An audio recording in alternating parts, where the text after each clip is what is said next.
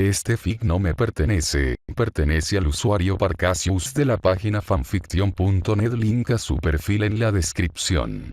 Capítulo 2. La ciudad en la frontera. Parte 2. La noche siempre había sido una especie de vocación, pero nunca le pareció realmente agradable. En cambio, fue acompañado por la amargura de un profesionalismo frío que resultó de una infancia que no estaba dispuesta a compartir. Su nombre era Akame. Simple como eso. No había necesidad de referirse a sí misma con un apellido, ya que sus propios padres la habían vendido a ella y a su hermana pequeña con fines de lucro.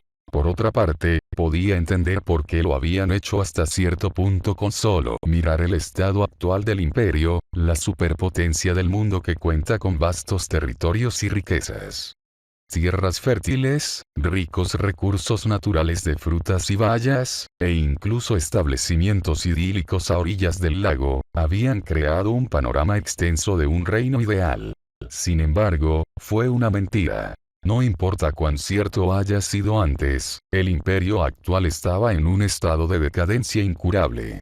Se malgastaba dinero, la gente pasaba hambre en las calles y los políticos y funcionarios corruptos se beneficiaban de tratos ambiguos y faltas de conducta. La lucha civil era la mejor manera de decirlo, y la situación actual ya estaba más allá de eso. Una guerra civil contra el jefe de Estado. El imperio contra el ejército revolucionario. El peor delincuente fue el propio primer ministro del imperio, Honest, el consejero directo del joven e ingenuo niño que había asumido el papel de próximo emperador. Ni siquiera sabía el nombre de este niño, pero no importaba ya que el propio emperador no era el problema. Era el hecho de que el emperador confiaba ciegamente en su consejero, Honest. A través de este hecho, una serie de atrocidades que los emperadores anteriores nunca habrían permitido que ocurrieran permanecieron ignorantes a los ojos del niño que se suponía que gobernaba el imperio. Suspiró pensando en su situación actual, pero lo más importante, fue porque no podía ver un futuro más que su propia muerte. Ella era una asesina, una profesión con casi total certeza de muerte. Ella era parte del ejército revolucionario bajo una división encubierta separada llamada Night Raid bajo el mando de uno de los comandantes desertores del imperio, Nagenda. La tarea de su grupo era manejar reconocimientos y asesinatos dentro de la capital del imperio y recuperar cualquier Teigu con el que pudieran tropezar. Los propios Teigu se llamaban armas imperiales, elementos imbuidos de propiedades especiales que les permitían realizar tareas y habilidades generalmente imposibles. Ambos podrían estar vivos o inanimados, en realidad no importaba en su mayor parte. Lo que sí importaba era que su fuerza relativa dependía de los restos de las bestias peligrosas de las que fueron creados.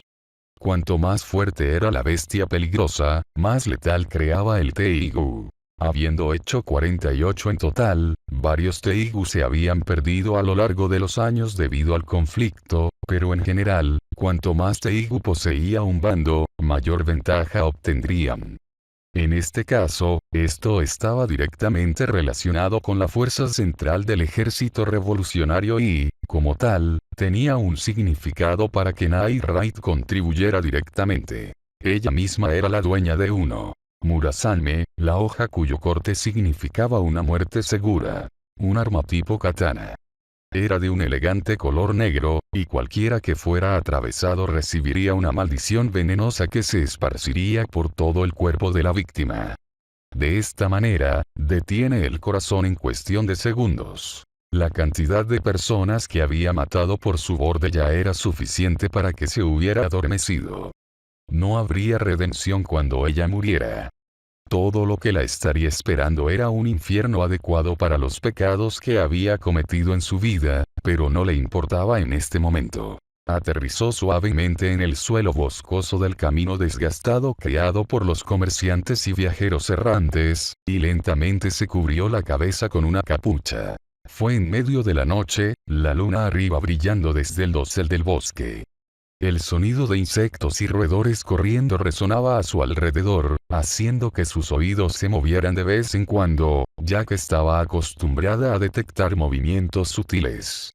De nuevo, podría estar reaccionando exageradamente, pero como estaba ahora, comprendió que incluso en la oscuridad, la sedosidad de su cabello oscuro reflejaba un brillo apagado bajo la luz de la noche. Incluso con la capucha levantada, su cabello aún se derramaba por los lados, largas trenzas de mechones rectos y desenredados, balanceándose con cada paso mientras mantenía la mirada hacia abajo. Sabía que el pueblo al que se acercaba era relativamente remoto, por lo que era poco probable que alguien la reconociera, pero seguía siendo cautelosa. Esta era una ciudad relativamente nueva creada cerca de las fronteras del imperio y directamente cerca de los estados de Wakoku. Como tal, los carteles de búsqueda y las noticias generales del imperio casi nunca llegaban a un lugar tan remoto, pero quizás esa fue la razón por la que se fundó hasta ahora. Nagenda le había explicado que el hombre que estableció este pequeño pueblo en la frontera era un ex general antes del inicio de la guerra civil con el ejército revolucionario. En cierto modo, al elegir vivir tan lejos del imperio, estaba claro que este viejo veterano de guerra quería que él y su familia se mantuvieran alejados de la corrupción del imperio y la lucha civil. Desafortunadamente, no iba a ser así. Sin prisa, volvió a mirar un trozo de papel antes de reafirmar las huellas dejadas por su objetivo. Eran cosas pequeñas como huellas de pies e información general recopilada de los transeúntes locales. Su nombre era Edwin Pollus, un hombre que alguna vez había estado subordinado al fundador de la ciudad fronteriza, aunque solo por rumores ella entendió que los dos rompieron en malos términos. Por otra parte, realmente no importaba. Después de que el viejo general se marchara para vivir una vida aislada antes del comienzo de la guerra civil, Edwin ocupó el lugar del viejo general por el imperio. Edwin solo ordenó a una unidad de las fuerzas del imperio que matara a numerosos aliados en el ejército revolucionario antes de sufrir lesiones. El hombre nunca había sido el mismo desde entonces, pero su nivel de amenaza nunca se disipó. Ahora que las fuentes habían verificado que Edwin se había mudado solo fuera de la capital y hacia esta ciudad fronteriza, Night Raid no podía dejar pasar esta oportunidad. Por lo tanto, Akame fue enviado. Sus ojos mantuvieron su vigilancia tan pronto como entró al pueblo. La gente andaba por el camino de tierra y muchos estaban borrachos. Ella frunció el ceño, sus ojos rojos se esforzaron por seguir el par correcto de huellas dejadas por el hombre que había estado siguiendo durante varias horas. Era un camino de tierra y había numerosos pares de huellas para rastrear. Perdiendo solo un segundo más, rápidamente llegó a una conclusión. Como esperaba, fue imposible. Frunciendo el ceño, no pudo evitar suspirar. Generalmente, cuando llega la noche, la mayoría de las carreteras y calles están desprovistas de personas, pero la situación actual es casi equivalente a la vida nocturna de la capital. Había demasiada gente. No pasó mucho tiempo antes de que ella entendiera por qué. El viejo general que había fundado esta ciudad había fallecido, dejando la sucesión de la ciudad al hijo mayor, Shirou, a quien muchos lugareños aprobaron. Sin embargo, Akame vio las cosas de manera diferente. Era normal que el hijo se pareciera al padre, pero este Shirou era conocido por otro nombre en la ciudad.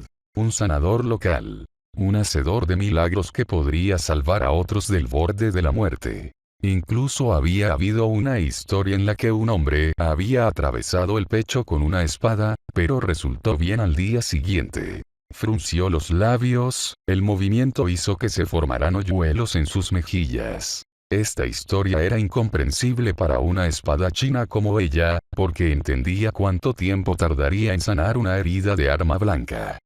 Sin contar los días necesarios para la recuperación, el daño causado podría ser irreparable en algún momento, ya que la espadachina nunca más podrá moverse de la misma manera. Decir que solo había necesitado un día para una recuperación completa, Akame nunca lo creería. Lo que creía en cambio era que el viejo general pudo haber poseído un Teigu con capacidades curativas antes de que el viejo general abandonara la capital. En silencio, tomó nota de informar a Nagenda del asunto a su regreso, ya que era una suposición probable. ¿Qué? murmuró para sí misma en confusión, mirando sus manos temblorosas. Era un sentimiento de inquietud y aprensión que no había sentido en muchos años. No desde el bosque de Dangerveas, y eso la ponía nerviosa. Rápidamente hundió los pies en el suelo y se detuvo, un cansancio destellaba en sus rasgos incluso cuando una nube de polvo la cubría debido a su parada repentina. Fue casi como magia. No había nada frente a ella, pero casi se sentía como si hubiera pasado algún tipo de barrera que rodeaba esta llanura, aunque bastante grande. Ella simplemente no podía explicarlo. Sus años de experiencia ya le estaban advirtiendo que no diera un paso más porque ya estaba en un estado de confusión, pero tenía una misión que cumplir. Su respiración se estabilizó, un brillo agudo entró en sus ojos mientras afirmaba que ella misma no era fácil de convencer. Por peligroso que pudiera ser, al menos confiaba en su capacidad para escapar. Tentativamente siguió adelante, su vigilancia aumentaba por segundo. Fue solo cuando discretamente se deslizó dentro de la premisa que se relajó un poco. La presión que había estado sintiendo de alguna manera se debilitó enormemente en ese momento. Mirando a su alrededor, vio una habitación bastante normal con muebles forrados de piel y una variedad de juguetes para niños que todavía sonaban en el suelo. Su expresión se suavizó al verlos, pero luego negó con la cabeza, tratando de aclarar su mente. Ella estaba allí para encontrar pistas de todos modos. Ahogó sus pasos cuando empezó a mirar alrededor. No había nada importante, y rápidamente decidió que el mejor curso de acción era buscar en otra habitación, pero en lugar de irse, sus manos se movieron rápidamente sobre la empuñadura de su espada. Era un par de ojos color bronce. Se quedaron quietos, pero su mirada fija se volvió penetrante en la oscuridad de la habitación. Al principio no los había notado, pero eso se debía a la facilidad con la que parecían mezclarse con el entorno. De hecho, si no fuera por Murasame tocando suavemente, ella ni siquiera se habría dado cuenta. Ella tragó, sin embargo, su mirada permaneció pasiva. Fue parte del programa de formación que cambió su vida. ¿Por qué mostrar emoción cuando no importaría en la muerte? Nada de eso tenía sentido en el entorno en el que se había criado. En lugar de entrar en pánico o expresar sorpresa, era mejor enmascarar la indiferencia para disuadir el estado mental y la confianza del oponente. Las señales de miedo solo acelerarían la muerte. Silencio. No se dijo una palabra. Solo el sonido de una espada al ser desenvainada. Murasame vibraba en sus manos, el brazo imperial emitía un aura que nunca antes había visto. Era casi como si estuviera reaccionando a la mirada fija que se dirigió hacia él.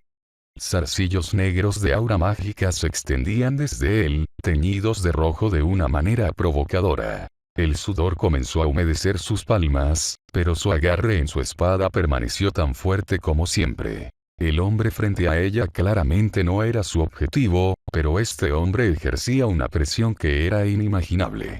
Por la información que había obtenido, ya había asumido que este hombre frente a ella era probablemente el señor más nuevo de la ciudad.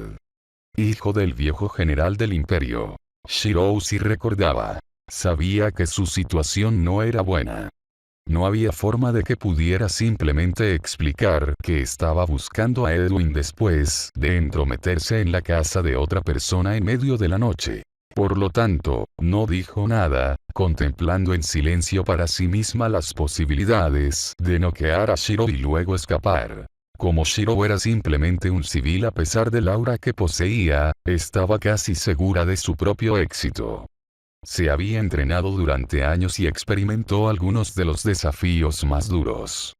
Para que un civil sin experiencia en combate la supere, sería realmente una broma si perdiera. Para empezar, ella misma sabía que era bastante incómoda socialmente y no querría una conversación completa a menos que fuera necesario. Por lo tanto, si dejarlo inconsciente podía resolver su problema actual, que así fuera. Sus músculos se tensaron, su intención se manifestó en el destello de luz que brilló en la espada de Murasame. Sin embargo, había algo en la forma en que Shirou la miraba que la hizo dudar. Él estaba demasiado tranquilo, la expresión inmutable incluso cuando ella se agachó en una postura de ataque. Las campanas de alarma ya estaban sonando en su cabeza, pero era terca y quería apegarse a la decisión que ya había tomado. Su cuerpo incluso ya había comenzado a avanzar lentamente. Solo su voz la detuvo en seco. Te sugiero que no te muevas, dijo uniformemente. Puedes arrepentirte después. Frunció el ceño, pero lo entendió en el momento siguiente, cuando sintió un pinchazo cerca de la parte posterior de su cuello, lo que hizo que sus ojos se agrandaran, cuando un viento quieto separó su cabello.